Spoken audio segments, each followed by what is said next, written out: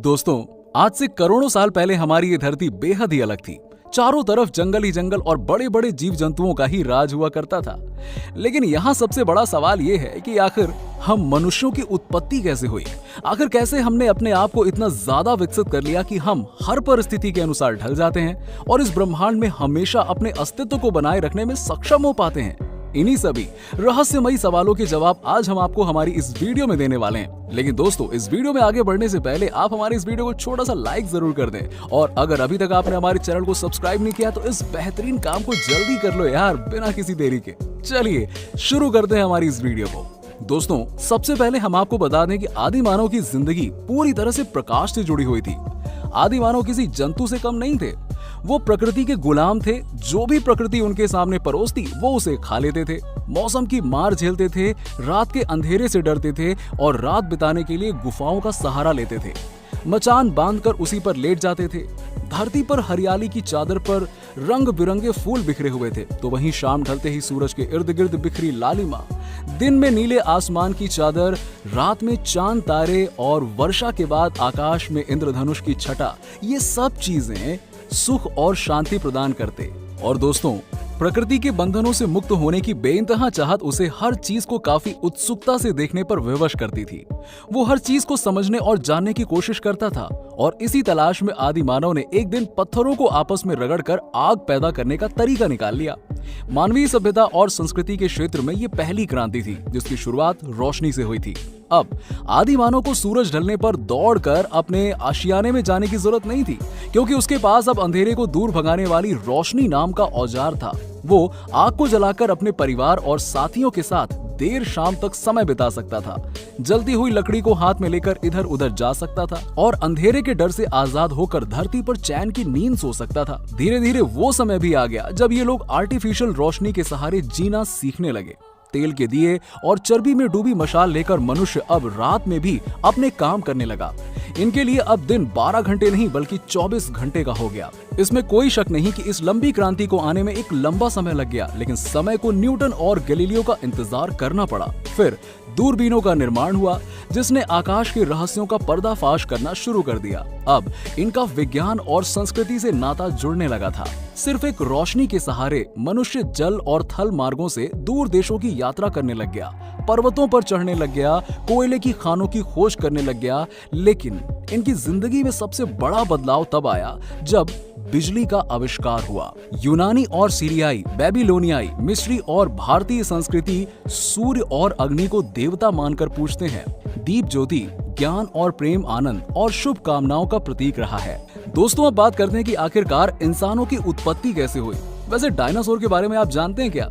अरे जानते ही होंगे। दरअसल आज से 6.5 करोड़ साल पहले पृथ्वी से एक बड़ा एस्टेरॉयड टकराया था।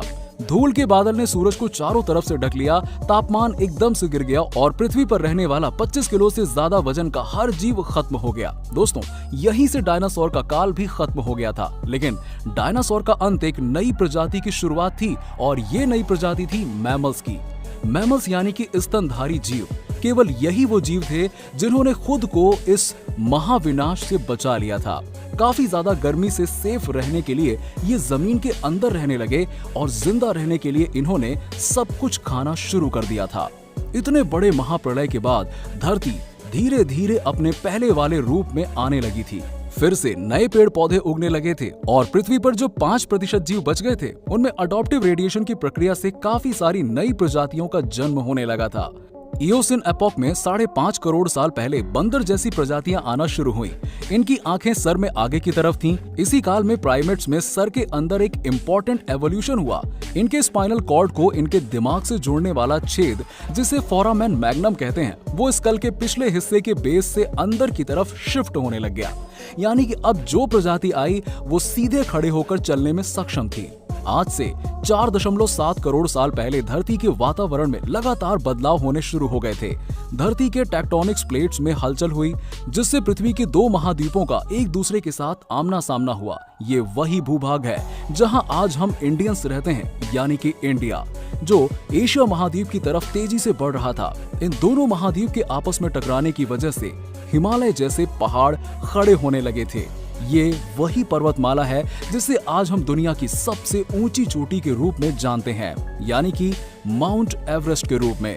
ये पर्वतमालाएं इतनी ऊंची थीं कि इससे मौसम के पैटर्न बदलने लग गए थे, जिससे पृथ्वी ठंडी होने लगी थी। इस पर्वत श्रृंखला से गिरने वाली बर्फ ने आगे चलकर कई नदियों का निर्माण किया। ये वही नदियां थी जिनसे आज हमारी आधे से ज्यादा आबादी को पीने का पानी मिलता है। ओलिगोसिन एपॉक में 3 करोड़ साल पहले ग्लोबल कूलिंग हुई, जिससे घास के मैदान बढ़ने लग गए थे और जंगल घटने लगे थे।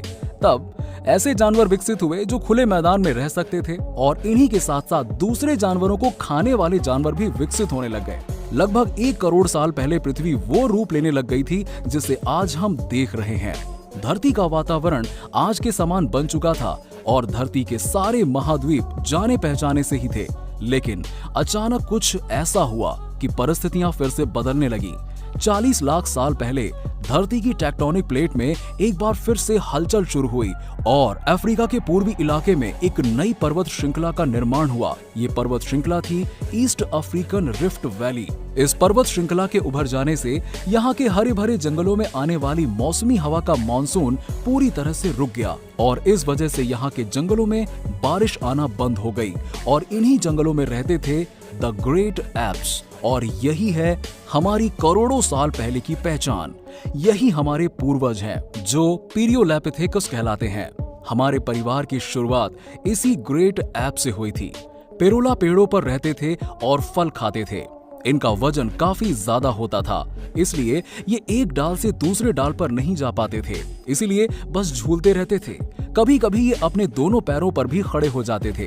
ये चल तो सकते थे, लेकिन इनके चलने की क्षमता जमीन नहीं बल्कि पेड़ों पर हुई। 2 पैरों पर चलना इंसानों की नहीं बल्कि एप्स की खोज थी। आगे चलकर ये ग्रेट एप्स जलवायु और जगह के अनुसार बदल गए। कुछ चिंपैंजी और गोरिल्ला में विकसित हुए तो कुछ इंसानों में विकसित होने लगे। ये पूरे अफ्रीका में फैले हुए थे। बारिश के बंद हो जाने से यहाँ के जंगल सूख गए थे। इसका सबसे ज्यादा असर इन एप्स पर पड़ा। जंगल सूख जाने पर खाने की समस्या पैदा होने लगी और इसीलिए अब ये पेड़ों से उतरकर खाने की तलाश में जमीन पर आ गए थे। ये आर्डिपेथिकस रेडिमस हैं। ये हमारे पूर्वज जिन्होंने जमीन पर मानव इतिहास का पहला कदम रखा और इनके एक कदम से आज इंसान ने चांद पर कदम रख दिया है। इनका दिमाग संतरे जितना बड़ा था और इनकी लंबाई 4 फीट तक थी। हमारे वंश के सबसे पहले सीधे चलने वाले जीव थे ये। कई हजार साल के बाद ये अपने 2 पैरों पर चलने लगे थे। इससे इनकी एनर्जी कम खर्च होती थी और सबसे बड़ी बात ये थी कि ये चलते चलते भी खा सकते थे। समय के साथ साथ इनका विकास होता गया और हमारे पूर्वज धीरे धीरे विकसित होने लगे थे। आज से 23 लाख साल पहले हमारे पूर्वजों का दिमाग संतरे से काफी बड़ा हो गया था और ये थे होमो हैबिलिस। इन्होंने पत्थरों को हथियार की तरह इस्तेमाल करना शुरू कर दिया था। अब इनको धारदार हथियार मिल चुका था। इससे वो किसी भी चीज को काटने का काम कर सकते थे। पत्थर के इस्तेमाल से इनकी अंगुलियां और अंगूठे मजबूत हो गए थे। समय बीतने के साथ ही हमारे पूर्वज एक ग्रुप में दूसरे जानवरों का शिकार करने लगे थे और ये थे होमो इरेक्टस, जो दूसरे किसी जानवर से ज्यादा होशियार थे। और जैसा कि हमने आपको पहले ही बताया था कि सबसे पहले इन्होंने प्रकाश की खोज की थी, जो कि इनकी सबसे बड़ी खोज मानी जाती थी। और अब इनके परिवार बनने लगे थे क्योंकि इन्होंने आग पर मांस को पकाना सीख लिया था। मांस को आग पर पकाने का मतलब था कि मांस को दांतों से चबाने के लिए एनर्जी का कम खर्च होना, और अब यही एनर्जी इनके दिमाग में खर्च होने लगी थी, जिससे इनको ज्यादा ताकत मिलने लगी थी, जिससे अब हमारे पूर्वजों का दिमाग और बड़ा हो गया था। 2 लाख साल पहले आज जिस तरह से इंसान दिखाई देता है ना, ठीक उसी तरह से लगभग दिखाई देने लग गए थे। लैरिंक्स यानी कि आवाज की नली हमारे पूर्वजों के गले के ऊपर थी, वो अब धीरे धीरे नीचे आ गई थी। अब ये लोग थोड़ी कठिन आवाजें भी निकालने लग गए थे। अब इन्होंने बोलना शुरू कर दिया था। पहली बार लोग आवाज सुनकर समझने लगे थे। एक इंसान से दूसरे इंसान तक जानकारी पहुंचने लगी थी और दोस्तों, विकास का ये अंतिम चरण था, जिसके बाद विकास होकर हम बनने लगे थे। हम यानी कि होमो सेपियंस। तो दोस्तों, आज की हमारी वीडियो में बस इतना ही। आपको हमारी ये वीडियो कैसी लगी आप हमें नीचे कमेंट सेक्शन में कमेंट करके बताइए, और अगर आपको ये वीडियो पसंद आई हो तो आप इसे लाइक करें, अपने दोस्तों के साथ में शेयर करें, और ऐसे ही इंफॉर्मेटिव वीडियोस रोजाना देखने के लिए आप हमारे चैनल को जल्द से जल्द सब्सक्राइब कर लीजिएगा। Thanks for watching.